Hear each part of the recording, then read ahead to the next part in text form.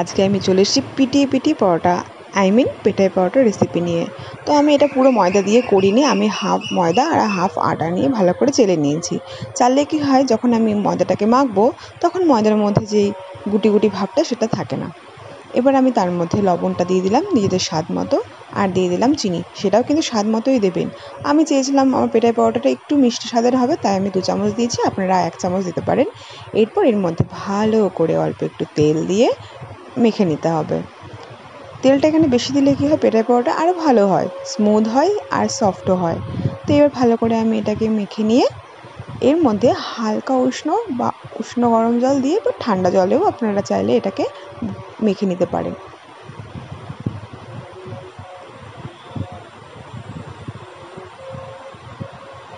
বেশ সময় ধরে এটাকে মাখতে হবে। মাখতে মাখতে দেখবেন এটার টেক্সচারটা অনেকটা চেঞ্জ হয়ে যাবে। যত সময় ধরে মাখবেন ততই কিন্তু ব্যাপারটা আরও ভালো হয়। তো ডোটা রেডি হয়ে গেছে, এবার আমি এটাকে কিছুক্ষণের জন্য রেস্ট করতে দেবো। অনেক তো ওকে পিটিয়েছি, তাই না? তো যাই হোক, কিছুক্ষণ সময় পরে ওকে আমি আর রেস্ট থেকে তুলে নিয়ে এসে কয়েকটা ডোয়ে ভাগ করে নিলাম। আমি মাত্র 2 জনের জন্য বানাচ্ছি, তো আমার 6টা হলেই যথেষ্ট। তো দেখুন, ডোগুলো এরকম সাইজে করে নেবেন। এরপর যেটার মধ্যে আপনারা রুটিটা বেলবেন সেটাকে ভালো করে একটু তেল মাখিয়ে এবার ডোটাকে ভালো করে বেলে নেবেন। এখানে কিন্তু সাইজের কোনো ব্যাপার না, আপনারা যে কোনো মানে ম্যাপ আঁকলেই হবে আর কি। তো যদি গোল হয় তো খুবই ভালো। তো এভাবে ভালো করে এটাকে আমি বেলে নেব। পাতলা করে অবশ্যই বেলতে হবে। এরপর আমি উপর থেকে একটু গুঁড়ো ময়দা বা আটার গুঁড়ি, যেটা আপনারা ভালো মনে করবেন, করে নিয়ে এরকম কোণ করে কেটে ভালো করে এইভাবে রোল করে নেব। আপনারা কোন আইসক্রিম খেয়েছেন তো? একদম ঠিক কোন আইসক্রিমের মতোই কিন্তু জিনিসটা দেখতে হবে। দেখুন কী সুন্দর লাগছে দেখতে, পুরো গোলাপ ফুল। তো এইভাবে আমি বানিয়ে নেব। লেচিটা তৈরি হয়ে গেছে, এবার আমি এটাকে বেলে নেব। শুধু এই একরকমভাবে নয়, আর এক রকমভাবেও আমরা কিন্তু এই লাচ্ছা পরোটার ডোটা করে নিতে পারবো। তো এটা কিন্তু বেলা হয়ে গেছে, তো অন্য একটা পদ্ধতি আপনাদেরকে দেখাচ্ছি, চলুন।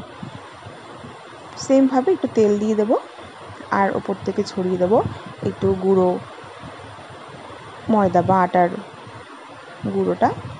তো এইভাবে আমি এটাকে পিস পিস করে কেটে নেব। আপনারা চাইলে আরও শুরু করতে পারেন, এটাই আমার মনে হয় বেস্ট হবে, কিন্তু এর থেকে বেশি বড় বড় করে কিন্তু করবেন না। যত আপনারা এখানে কাটিং করবেন লেয়ারটা কিন্তু তত ভালো আরও সুস্পষ্টভাবে হবে। দেখুন এইভাবে কেটে নিয়েছি। কেটে নেওয়ার পর আমি আর একটু গুঁড়ো ঝরিয়ে নিয়ে এভাবে আস্তে আস্তে এই কাটিংগুলোকে জড়ো করে নেব।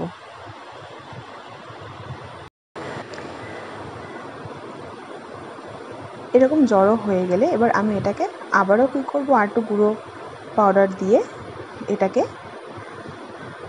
ডো করে নেব। এভাবে আপনারা কিছুক্ষণ জন্য রেখে দিতে পারেন আর সেমভাবে সবগুলোকে করে নিতে পারেন। তো দেখুন আমি এখানে ডোগুলো রেডি করে রেখে দিয়েছি। তো এবার আমি এই ডোগুলোকে বেলে নেব। দেখুন আপনারা কিন্তু যদি খেয়াল করে দেখবেন যে লেয়ারগুলো কিন্তু ভালো মতো এখন থেকেই বোঝা যাচ্ছে। আপনারা কতটা দেখতে পাচ্ছেন বুঝতে জানি না, বাট দেখুন ভালো মতন কিন্তু লেয়ারগুলো সুন্দরভাবে বোঝা যাচ্ছে। এবার ভাজলে এই লেয়ার অনুযায়ী কিন্তু পরোটাগুলো সেপারেট হয়ে যাবে। তো এবার আমি একটা ননস্টিক তাওয়া নিয়ে নিয়েছি, এর মধ্যে হালকা একটু তেল দিয়ে ভালো করে তাওয়াটা মেখে নিলাম। এরপরে রুটিটা এর মধ্যে দিয়ে দেবো। উল্টে পাল্টে এই পরোটাকে ভালো করে ভেজে নেব। যতক্ষণ না এটা ব্রাউন কালার হবে ততক্ষণ কিন্তু এটাকে ভাজতে হবে, কোনো কাঁচা অংশ থাকলে হবে না।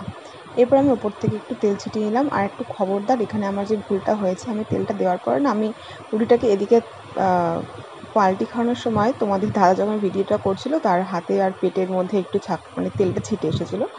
তো এরপর আমি এটাকে যেন উল্টো দিকে আমি পাল্টি খাওয়ালাম। দেখুন বেশ ব্রাউন কালারে কিন্তু জিনিসটা ভাজা হয়ে গেছে আর দেখতেও কিন্তু বেশ সুন্দর লাগছে।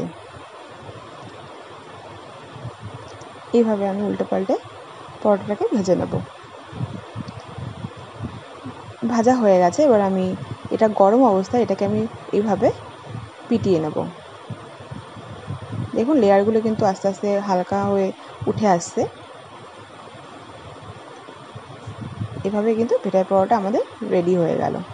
যত পাতলা করবেন ততই কিন্তু জিনিসটা আরও সুন্দর হবে।